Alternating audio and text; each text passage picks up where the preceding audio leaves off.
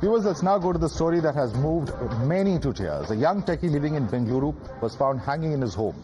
34-year-old Atul Subhash had left behind a chilling 24-page suicide note and a 1.5-hour-long video in which he detailed the harassment that he was allegedly subjected to by his estranged wife and her family. The 24-page note left by Subhash had "Justice is due" written on each page. Bengaluru police has registered an FIR in this particular case, booking Atul's wife and 3 of her family members for abetment to suicide. According to the suicide note, his wife was already receiving 40,000 every month as maintenance despite working at Accenture and earning her own money, and yet she demanded 2 to 4 lakhs more. He is alleged that his wife's family would repeatedly demand money running into several lakhs. When he refused to give more money, his wife left the Bengaluru home with their son in 2021. Atul, in his video message, which is now going viral on social media, revealed how he was let down by the system. He said that the taxes that he was paying from his salary were helping the police and the legal system in harassing him and his family. Let's listen into his message, which was recorded by him before he ended his life. मुझे खुद को ही खत्म कर लेना best है मेरे लिए, क्योंकि जो मैं पैसे कमा रहा हूँ उसी से मैं अपने दुश्मन को बलवान बना रहा हूँ. वही पैसे मुझे ही बर्बाद करने के लिए यूज हो रहे हैं, और ये साइकिल बढ़ता ही रहेगा, है ना. मेरे ही टैक्सेस के पैसे से ये कोर्ट, ये पुलिस सिस्टम मुझे और मेरी फैमिली को और बाकी लोगों को भी हैरास करेगा जो अच्छे लोग हैं. तो जो सप्लाई है वैल्यू का, उसी को खत्म कर देना चाहिए. और anyway give me a suggestion क्या दे told me to commit suicide, and I think they are right. That's the right solution what they've suggested me. इसी के साथ मैं ये वीडियो बंद करता हूँ. अब से थोड़े बहुत जो मेरे आखिरी काम है कंप्लीट करके मैं मुक्ति पाना चाहूंगा. इससे मैं अपने माँ बाप भाई से अलग से उनसे बात करूंगा लिख कर. हो सके तो माफ करना, जिस उम्र में मुझे अपने मम्मी पापा का सहारा बनना था, उस उम्र में उन्हें हमेशा के लिए दुख देके जा रहा हूँ ऐसा. तो सॉरी. और बाकी आप लोग जो देख रहे हैं सब आपका कल्याण हो. Thank you. Atul's death by suicide has left his parents shattered and devastated. Here's what they had to say. और क्या ये पैसों की मांग थी? पैसों की मांग थी. 3 करोड़ मांग था, हम लोग 1 करोड़ रुपया दे रहे थे. बच्चे को पैसा के लिए बहुत टॉर्चर की, मेरे बच्चे को पैसे के लिए बहुत टॉर्चर की. हम लोग को पैसा के लिए लड़का चाहता था जिससे मेरा दिया जाए, कोर्ट को कहता था तो उससे मिलने का ऑर्डर नहीं पास किया जाता था. मेरे पोता को कभी ऐसा लॉ है कि बाप से मिलने की इजाजत कोर्ट को देनी चाहिए. बच्चे के लिए समझ गया. मेरा अपने बच्चे को नहीं मिल पाया.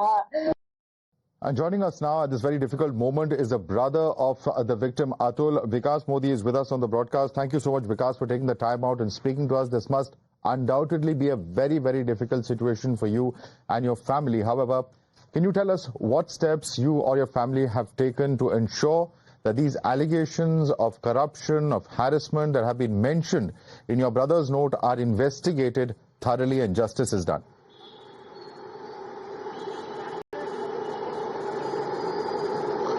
Sir, I just want to tell you that my brother is at the age of 34 years as of now, and he is harassed by the system.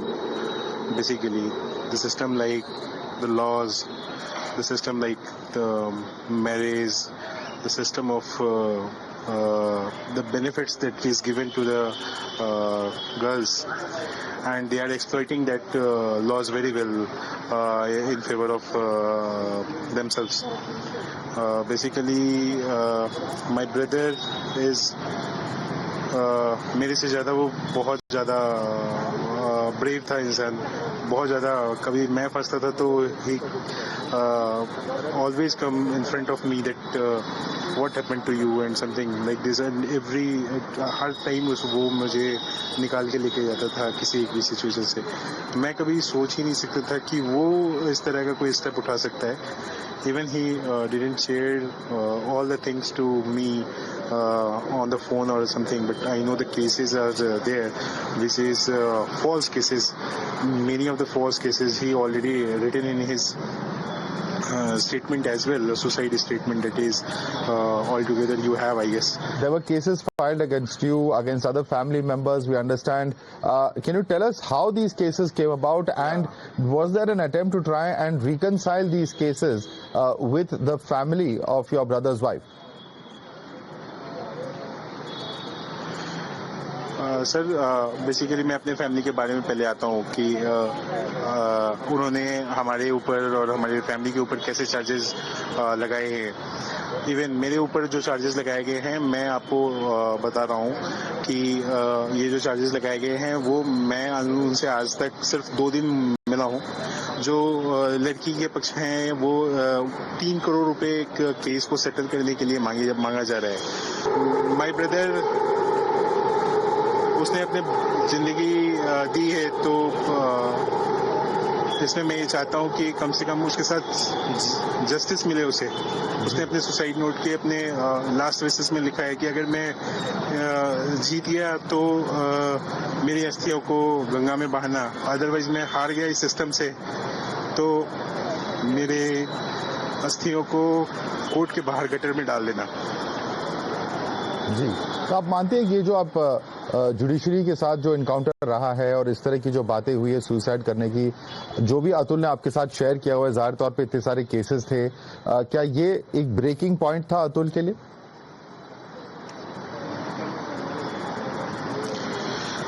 Sir वो केसेस ऐसे केसेस हैं जो एक बार कोर्ट के द्वारा खारिज कर दिए गए, because of our judiciary system is like that कि जो चीज खारिज हो गई उसको आप दोबारा से फिर से आप रीस्टार्ट कर सकते हो। जी, आप मेरे पास आप उस वीडियो में देखेंगे जिसमें भैया ने सारी चीजें आपको एक्सप्लेन की है कि कैसे ये सिस्टम का दुरुपयोग करके ये सारी चीजें की जाती है। वो अपनी जान दे के गया है, तो मतलब मुझे लगता है कि एक शहीद भगत सिंह ने लोगों को जगाया था इस देश के चीजों को जागने के लिए। मेरा भाई भी वही चाहता है, और जो उसके जैसे बहुत सारे भाई हैं मेरे जो इस चीज से सफर कर रहे हैं, उसके लिए उसकी जान एक कुर्बानी है। जी, इस मामले को आप आगे लीगली किस तौर पे ले जाएंगे? कुछ आपने तय किया है, कुछ सोचा है, फैमिली से बात हुई है आपकी? Of course, sir, we'll file a case against all of the person that my brother alleged to them. जैसे उसने सुसाइड में बताया है, we will file a case against them and we will fight all our judiciary system, and I want support from you peoples are there, you medias are there, who can support us. If we are right, you can support us. If we are wrong, you can leave this matter to right now. I just want support from you guys to come forward and lead this movement that my brother started. Right. We are in this situation. Yeah, carry on. I want the government of India. I want from government of India as well as my brother also written email to the President of India. She is a lady as well. Might be she can understand this matter. And I want a government from government of India that there is a system. There must be a system where a men can fight for themselves against these type of corruption cases, this kind of marriage and money matters is there. वो 3 करोड़ रुपए किसी case के settle down के लिए मांगा जा रहा है मेरे ब्रदर से। 3 करोड़ रुपए इज नॉट हैंडी अमाउंट जो दे के केस को सेटल किया जाए। और इसमें जज की एक बहुत बड़ी भूमिका आती है, जहाँ पे जज कहती है कि मतलब वो लेडी कहती है, मतलब मेरी भाभी कहती है कि तुम क्यों नहीं सुसाइड कर लेते, एंड सी लाफ्स, मतलब जज laugh with this matter. I don't know कि ऐसे कैसे जुडिशरी काम करती है। Right, absolutely. I mean, there's no doubt about the fact that your brother has मेरे भाई का इंसाफ मिले। No, the very fact that he had no other resort but to take this extreme step, and in a 1.5 hour long video, he has explained his ordeal. But what would you say to those who say that we need strong laws, because there's no doubt about it, there's crime against women, there are dowry deaths that have happened, and that's why we have these laws in the first place. What would you say to those who have, who would make that argument? Because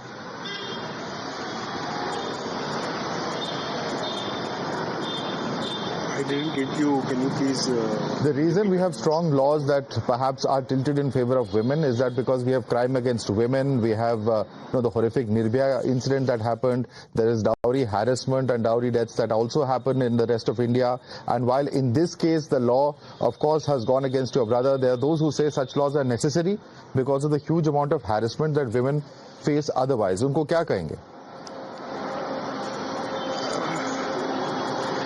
sir, आप कहते हो कि एक girls के ऊपर ही harassment होता है, आप ये गर्ल्स के ऊपर ही हरासमेंट होता है, तो निर्भया के केस के बाद आपने एक लॉज बना दिए और इस चीज़ का क्या फायदा नहीं उठाया जा रहा है? और अगर फायदा नहीं उठाया जा रहा है तो जो इतने सारे केसेस चल रहे हैं जिसपे मनी इन्वॉल्व है, even I don't want to name that cricketer also, मतलब उसने भी शादी की थी और उसे 70-80% ऑफ द अमाउंट मांगा जा रहा था. No, certainly there are very complicated. आप मैरिज करके आओ, बट हाँ बोलिए मैरिज करके आओ तो लड़के के सारे एसेट्स जो हैं वो आपके 50% राइट में हो गए. ये कैसा लॉ है? और मेन के पास ऐसा कोई एक एक्ट बता दो आप जिसपे ऐसा कुछ हो कि मैं फाइट कर सकता हूँ इस सिस्टम के, एक भी ऐसा law. Ji. There are very, very serious questions indeed that emerge from this, Vikas. I'd like to thank you so much for joining us and sharing with us your thoughts at this very, very painful moment.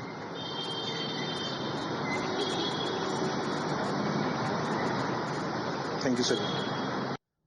Also joining us on the shocker of a story is Deepika Narayan Bhardwaj. She's an activist who fights for the rights of men. Let me thank you so much for joining us, Deepika. And let me begin by asking you, this incident has, of course, raised a lot of questions. There are those who are tweeting and putting it out on social media. But as an activist, how prevalent is this issue of false matrimonial cases in your view, and what needs to be done to prevent such misuse of the legal system?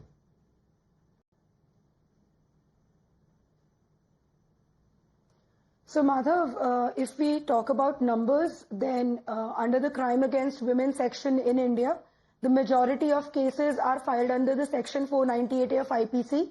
Last, when I was working on my documentary, when I checked, 498A IPC alone accounts for about 35 to 40% of crime against women. And just today, on 10th of December, Supreme Court has quashed yet another false 498A case, saying that these laws are being used as weapons against men. The law was brought in 1983. We are in 2024. It has been more than 4 decades that this law was brought in, and for the last 2 decades, Supreme Court has been crying again and again that the law is being blatantly misused. But then what are the lawmakers doing about it? Nothing. They have just copy-pasted 498A into Bharatiya Nyaya Sanhita, not brought any section that could have tackled with the misuse of this law. And every year there are more than 1 lakh cases filed, out of which majority are false. And this is not my statement. This is what the court disposal cases statistics are talking about. And this is very prevalent, Madhav. This is very prevalent. I mean, just recently, about a month ago, there was another professor, Dipanshu. It was a case from Madhya Pradesh. Similar. It is just that it was not picked up by the media. Okay. But he also left a long suicide note. He was not able to see the face of his child. Deepika, there's one problem though. There is, of course, nobody can anyway justify the misuse of any legal provision. Every day. Yeah, but Deepika, while nobody can justify the misuse of any legal provision, and certainly this kind of harassment is not acceptable, the question that comes in is that there are also a number of women who've been a victim of the dowry system for a long time. In 2022, the dowry death cases in India amounted to nearly 6.4 thousand. It's a gradual decrease from 2014 when this number was 8.5 thousand. So how do we balance the two concerns? So Madhav, let me first be very clear to the entire country on behalf of people who fight for the rights of men. We are not saying that women do not need laws. We are not against women having laws. We want the similar laws or neutral laws to be there for men as well. You know about the number of deaths of women through these data. Madhav, tell me, do you know about the number of men who die by suicide because of harassment by their wives? No, you will not, because there are no laws to address that problem. There are no laws for men to file a domestic violence case.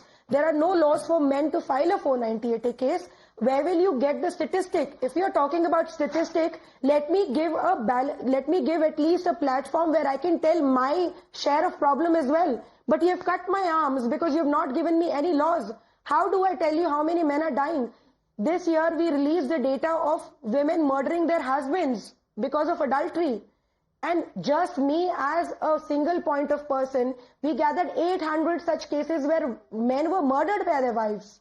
But our lawmakers are not even willing to look at this. We do not have any statistics because there are no laws. Well, we certainly hope that lawmakers are listening to this broadcast, and whatever is needed from the perspective of the law will be looked at by them. Thank you so much, Deepika, for joining us and sharing with us your perspective.